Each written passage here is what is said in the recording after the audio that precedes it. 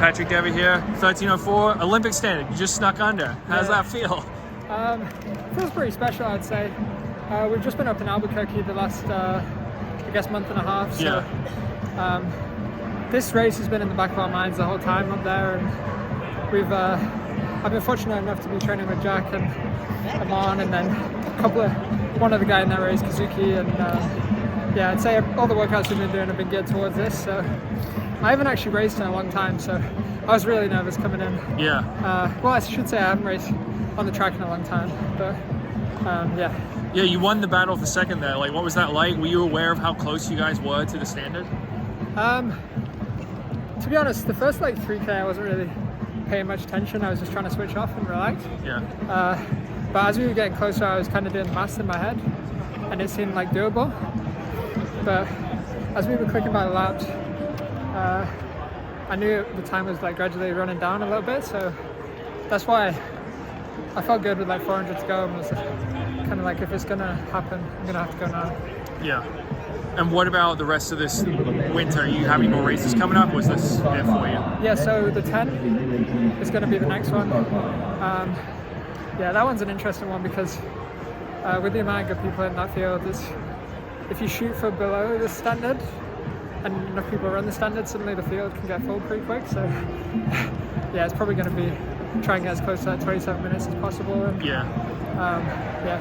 And what about like, you know, looking at outdoors, are you going to be targeting one event or the other, 5K, 10K? Like, will you run 5K, like British trials? How will it work for Olympic selection? Yeah, so we have 2 trials. So we've got the 10K at Highgate in May, and then the 5K is in, I think it's with all the other national trials.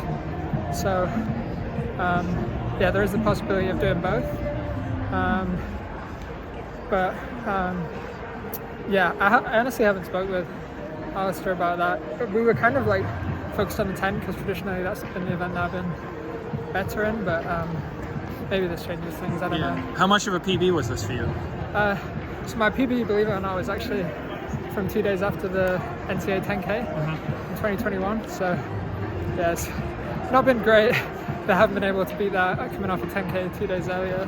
Got close a few times, but 13:20 was like a sticking point for me. So yeah, 13:19 down to 13:04. Did you know you had a 13:04 in you tonight though? No. I mean, it's just so hard to tell because I haven't been on the track in a while. Like some workouts, we had like a real test of a workout on the indoor track in Albuquerque on, I think it was last Wednesday, and yeah, it just felt way too difficult.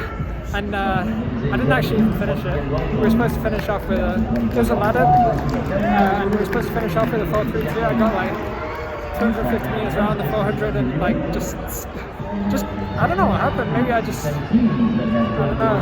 Were you tired or not feeling good or what? Like...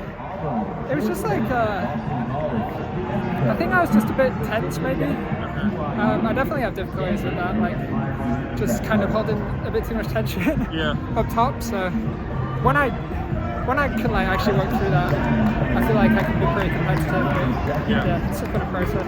Well, congrats on the PB. Thank you. And yeah, thank you for the time. Appreciate no problem. it.